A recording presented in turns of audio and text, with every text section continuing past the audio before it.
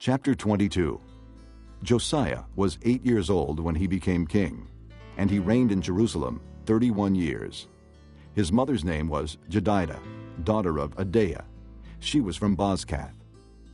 He did what was right in the eyes of the Lord, and walked in all the ways of his father David, not turning aside to the right or to the left.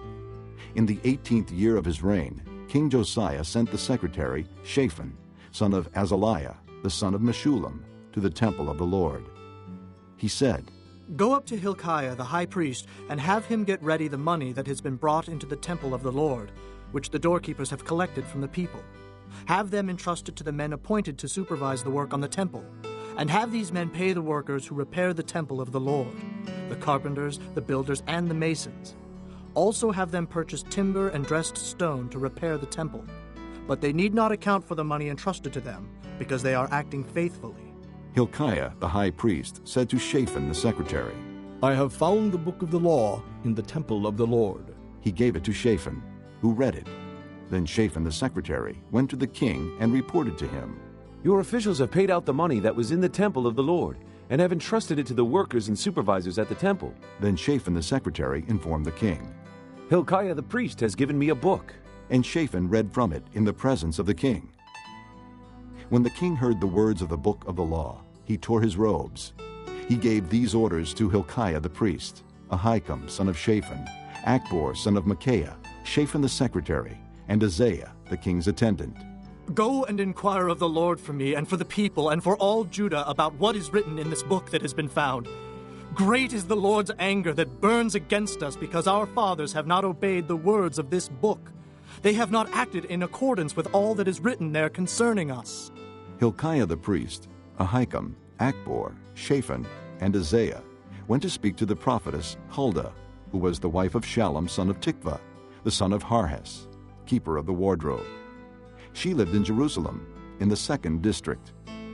She said to them, "This is what the Lord, the God of Israel, says. Tell the man who sent you to me, this is what the Lord says. I am going to bring disaster on this place and its people, according to everything written in the book the king of Judah has read. Because they have forsaken me and burned incense to other gods, and provoked me to anger by all the idols their hands have made, my anger will burn against this place and will not be quenched. Tell the king of Judah, who sent you to inquire of the Lord, this is what the Lord, the God of Israel, says concerning the words you heard. Because your heart was responsive, and you humbled yourself before the Lord when you heard what I have spoken against this place and its people, that they would become accursed and laid waste, and because you tore your robes and wept in my presence, I have heard you, declares the Lord. Therefore, I will gather you to your fathers, and you will be buried in peace. Your eyes will not see all the disaster I am going to bring on this place." So they took her answer back to the king.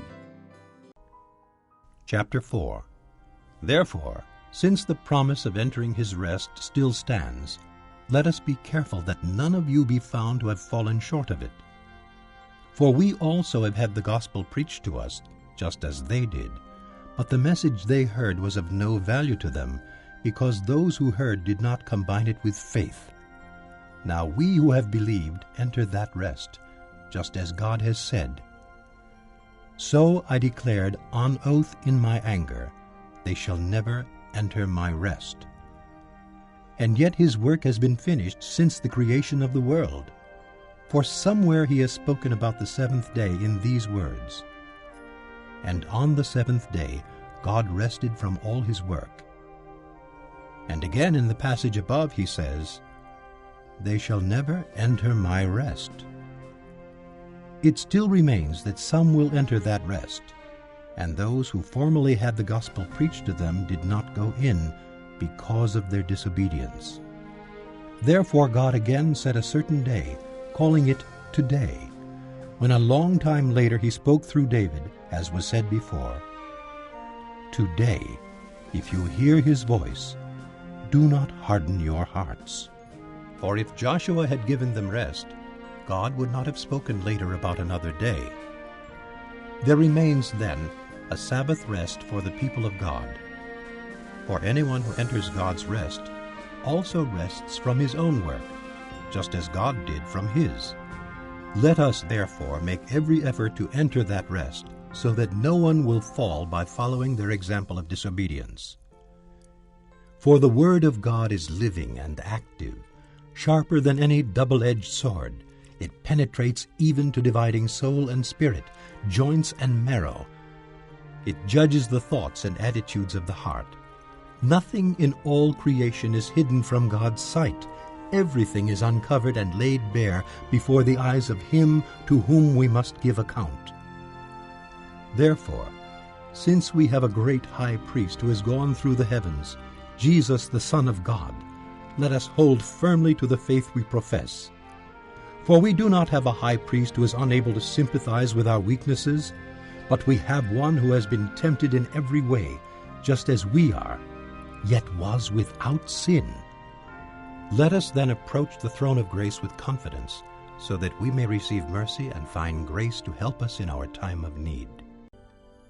Joel, chapter 1. The word of the Lord that came to Joel, son of Pethuel. Hear this, you elders. Listen, all who live in the land. Has anything like this ever happened in your days, or in the days of your forefathers? Tell it to your children, and let your children tell it to their children, and their children to the next generation. What the locust swarm has left, the great locusts have eaten. What the great locusts have left, the young locusts have eaten. What the young locusts have left, other locusts have eaten. Wake up, you drunkards, and weep. Wail, all you drinkers of wine. Wail because of the new wine, for it has been snatched from your lips. A nation has invaded my land, powerful and without number. It has the teeth of a lion, the fangs of a lioness. It has laid waste my vines and ruined my fig trees. It has stripped off their bark and thrown it away, leaving their branches white. Mourn like a virgin in sackcloth, grieving for the husband of her youth. Grain offerings and drink offerings are cut off from the house of the Lord. The priests are in mourning, those who minister before the Lord. The fields are ruined, the ground is dried up, the grain is destroyed. The new wine is dried up, the oil fails. Despair, you farmers, wail, you vine growers, grieve for the wheat and the barley, because the harvest of the field is destroyed. The vine is dried up, and the fig tree is withered. The pomegranate, the palm, and the apple tree, all the trees of the field, are dried up. Surely the joy of mankind is withered away. Put on sackcloth, O priests, and mourn. Wail, you who minister before the altar. Come, spend the night in sackcloth, you who minister before my God. For the grain offerings and drink offerings are withheld from the house of your God. Declare a holy fast. Call a sacred assembly. Summon the elders and all who live in the land to the house of the Lord your God, and cry out to the Lord. Alas for that day, for the day of the Lord is near. It will come like destruction from the Almighty. Has not the food been cut off before our very eyes? Joy and gladness from the house of our God? The seeds are shriveled beneath the clods. The storehouses are in ruins. The granaries have been broken down, for the grain has dried up. How the cattle moan! The herds mill about, because they have no pasture. Even the flocks of sheep are suffering. To you, O Lord, I call, for fire has devoured the open pastures, and flames have burned up all the trees of the field. Even the wild animals pant for you. The streams of water have dried up, and fire has devoured the open pastures. Psalm 140, for the director of music, a psalm of David. Rescue me, O Lord, from evil men. Protect me from men of violence, who devise evil plans in their hearts and stir up war every day. They make their tongues as sharp as a serpent's.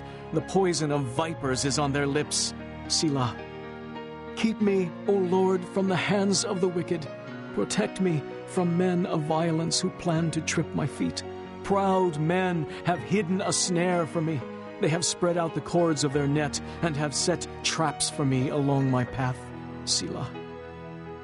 O Lord, I say to you, you are my God. Hear, O Lord, my cry for mercy. O sovereign Lord, my strong deliverer, who shields my head in the day of battle. Do not grant the wicked their desires, O Lord. Do not let their plans succeed, or they will become proud. Selah. Let the heads of those who surround me be covered with the trouble their lips have caused. Let burning coals fall upon them. May they be thrown into the fire, into miry pits, never to rise. Let slanderers not be established in the land. May disaster hunt down men of violence. I know that the Lord secures justice for the poor and upholds the cause of the needy. Surely the righteous will praise your name, and the upright will live before you. Psalm 141, a psalm of David. O Lord, I call to you. Come quickly to me. Hear my voice when I call to you. May my prayer be set before you like incense. May the lifting up of my hands be like the evening sacrifice. Set a guard over my mouth, O Lord. Keep watch over the door of my lips. Let not my heart be drawn to what is evil, to take part in wicked deeds with men who are evildoers. Let me not eat of their delicacies. Let a righteous man strike me. It is a kindness. Let him rebuke me. It is oil on my head. My head will not refuse it. Yet my prayer is ever against the deeds of evildoers. Their rulers will be thrown down from the cliffs, and the wicked will learn that my words were well spoken. They will say, as one plows and breaks up the earth, so our bones have been scattered at the mouth of the grave. But my eyes are fixed on you, O sovereign Lord. In you I take refuge. Do not give me over to death. Keep me from the snares they have laid for me, from the traps set by evildoers. Let the wicked fall into their own nets, while I pass by in safety.